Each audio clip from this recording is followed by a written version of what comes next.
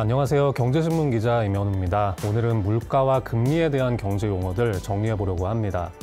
물가는 경제활동을 하는 모든 사람들의 일상생활과 참 밀접한 주제입니다. 물가가 오르면 우리 장바구니에 부담이 되고 지갑이 얇아지지만 여기서 끝나는 게 아니죠. 이 물가 상승률은 국민연금의 수령액, 또 최저임금, 최저생계비 이런 것들에도 반영될 뿐만이 아니라 기업의 노사 임금 협상에서도 중요한 근거로 활용됩니다. 물가는 이 시장에서 거래되는 상품과 서비스의 전반적인 가격 수준을 의미합니다. 좀 손에 잡히지 않는 추상적인 개념인데 이 물가라는 개념을 쉽게 파악하기 위해서 작성하는 통계가 물가지수입니다. 물가지수는 여러 종류가 있습니다. 소비자 물가지수가 있고 생산자 물가지수가 있고 수출입 물가지수도 있고 참 다양한데요. 근데 보통 경제뉴스에서 물가 상승률, 물가 이러면 소비자 물가입니다. 이 소비자 물가 지수가 1년 전에 비해서 몇 %나 올랐나 내렸나를 뜻합니다. 사실 물가가 욕을 굉장히 많이 먹는 통계 지표이기도 합니다. 정부가 발표하는 물가 상승률하고 내가 체감하는 물가 상승률하고 괴리가 크다는 생각해 본 적 많지 않으세요?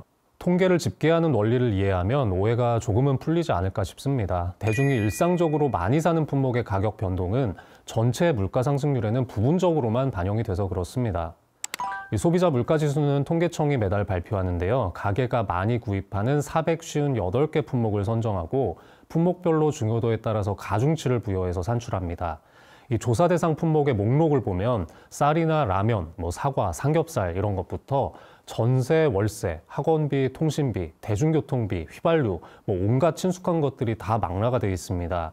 우리가 인터넷 쇼핑몰에서 장바구니에 물건 담듯이 458개 품목을 싹 담아놓고 이걸 사려면 1년 전에는 얼마가 들었는데 지금은 얼마가 드는구나, 몇 % 올랐네 이런 식으로 계산하는 겁니다. 또 이 생산자 물가지수는 가게가 아닌 기업의 관점에서 작성된 물가지수인데요. 조사 대상에 891개 품목이 들어갑니다. 소비자 물가에 반영되지 않는 원재료나 중간재들도 포함돼서 범위가 더 넓습니다.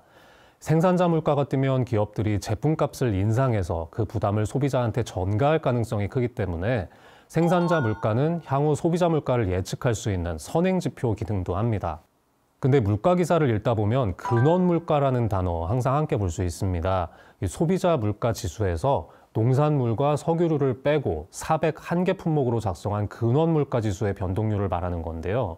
농산물과 석유류는 계절적인 요인 또 일시적인 외부 충격 때문에 가격이 요동칠 때가 많기 때문에 이 품목들은 빼고 따로 한번 보자는 겁니다. 이렇게 하면 근원의 사전적인 의미대로 물가의 근본적인 장기적인 추이를 파악하는 데 좀 더 도움이 됩니다. 예를 들어서 소비자 물가는 이만큼 떨어졌는데 근원 물가는 그만큼은 안 떨어졌다면 아직은 물가가 진짜로 안정됐다고 보기는 힘들 수도 있겠구나라고 판단하는 겁니다. 인플레이션과 디플레이션이라는 말은 많이들 아시죠? 물가가 지속적으로 상승하면 인플레, 지속적으로 하락하면 디플레입니다. 근데 물가가 오르는 거를 달가워하는 사람은 사실 많지 않을 텐데요. 그런데 과연 이 물가는 안 오르면 좋은 걸까요? 혹시 물가가 계속 떨어지기만 하면 어떻게 될까요? 절대 좋은 일이 아닙니다. 이 결론부터 말씀드리면 경제가 감내할 수 있는 범위에서 안정적으로 올라주는 게 제일 좋습니다. 이 물가의 움직임은 경기와 관련이 깊습니다. 물가는 경기가 상승 국면일 때는 같이 뛰고 하강 국면에서는 함께 떨어지는 경향이 있는데요. 그러니까 물가 상승은 경제 성장 과정에서 자연스럽게 따라오는 측면이 있습니다. 물론 선을 넘는 인플레이션, 분명히 경제의 불안 요인이 됩니다. 물가가 오르면 내가 갖고 있는 돈의 실질적인 가치가 그만큼 하락하게 되는데요. 소득도 물가 상승률만큼 늘어나주지 않는다면 나는 앉아서 손해를 보는 겁니다. 그래서 경제학자들은 인플레이션을 히든 텍스, 숨은 세금이라고 부르기도 합니다. 또 이 화폐 가치가 떨어지면 부동산과 같은 실물 자산의 가치가 상승하게 되죠. 사람들이 열심히 저축하지 않고 부동산 투기 같은 거 몰리게 만들 수 있습니다. 이렇게 되면 근로 의욕은 떨어지고 생산 활동은 위축되면서 건전한 경제 성장의 걸림돌이 되는 겁니다. 하지만 경기 침체와 맞물려서 물가가 계속 하락하면 사람들은 어떤 선택을 하게 될까요? 이런 상황에선 돈을 당장 쓰는 것보다 그냥 갖고 있는 게 이득이겠죠. 물건값이 더 싸질 텐데 미리 살 필요가 없기 때문입니다. 투자를 생각하던 기업들도 땅값, 기계값 더 싸질 걸로 생각하고 계획을 미룰 거고요. 너도 나도 씀씀이를 줄이면 시중에는 돈이 잘 돌지 않을 겁니다. 판매가 위축된 기업들은 투자나 고용까지 줄일 수밖에 없고 근로자들 임금은 오르지 않고 실업자는 늘어나게 되는 거죠. 자, 이렇게 다시 가계소득을 떨어뜨려서 소비 침체를 부추기는 악순환을 낳게 되는데, 일본이 그랬던 것처럼 이 디플레이션이 심해지면 장기 불황이 현실화될 수 있다는 얘기입니다. 그래서 경제학자들은 인플레이션보다 디플레이션이 더 위험하다라고 말하기도 합니다. 인플레이션에서 파생된 다양한 용어들 좀 더 알아보겠습니다. 일반적으로 물가는 경기가 팽창할 때 오른다 말씀드렸는데요. 경기가 좋지 않은데 물가만 뛰는 경우도 있습니다. 이게 바로 스태그플레이션입니다. 경기 침체의 스태그네이션, 또 물가 상승의 인플레이션을 합친 말입니다. 이 디플레가 무기력증이라면 스태그플레이션은 난치병에 비유되는데요. 이게 참 무서운 게 정부가 내놓을 수 있는 해결책이 마땅치 않다는 겁니다. 돈을 풀자니 물가를 자극하고 또 돈을 죄자니 경기가 얼어붙는 겁니다. 이러지도 저러지도 못한 상황이 이어질 수 있습니다. 또 이것과 별개로 인플레이션이 너무 심해져서 통제 불가능 수준으로 오르면 하이퍼 인플레이션, 초인플레이션이라고 합니다. 보통 한 달 물가 상승률이 50%를 넘어서면 여기에 접어든 것으로 보는데 이런 나라 국민들의 삶은 힘들어지겠죠. 돈이 휴지 조각이 됩니다. 이 화폐를 기반으로 한 물물 거래가 붕괴돼 버리는데 전쟁이나 혁명으로 혼란에 빠졌거나 정부가 재정을 방만하게 운영한 나라에서 주로 나타나는 현상입니다.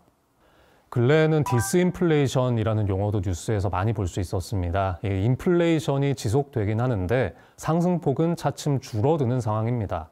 예를 들어서 물가 상승률이 5%였다가 4%, 3% 이런 식으로 내려가면 디스인플레이션입니다. 디플레이션은 상승률이 아예 마이너스일 때를 의미하기 때문에 개념이 좀 다릅니다. 자, 이제 금리 이야기로 넘어가 보겠습니다. 물가 뉴스를 보실 땐 중앙은행의 기준금리와도 좀 연결지어 보실 필요가 있습니다. 아까 물가는 적정하게 올라주는 게 좋다라고 말씀드렸잖아요. 이 세계 주요국은 경제 성장을 해치지 않는 범위에서 안정적인 물가 상승 수준을 뜻하는 물가 안정 목표를 설정해서 공들여 관리하고 있습니다. 한국과 미국, 일본, 유럽 등등의 중앙은행은 모두 소비자 물가 상승률이 2%를 유지하는 것을 목표로 삼습니다. 이 우리나라의 중앙은행은 한국은행이죠. 모든 지폐나 동전에 한국은행 이렇게 새겨져 있는데 돈 찍는 거 말고 훨씬 다양한 역할을 합니다.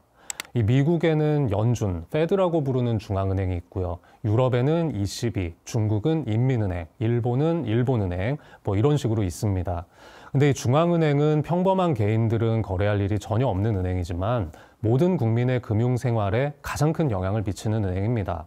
중앙은행의 최우선적인 목표는 물가를 안정시키는 겁니다. 물가가 불안해지면 실질적인 돈의 가치가 떨어지기 때문입니다. 물론 물가 하나만 보고 기계적으로 움직이는 건 아니고 경제 성장률을 비롯한 여러 가지 경제 재반 여건을 고려해서 최적의 통화 정책을 찾으려고 노력하게 됩니다.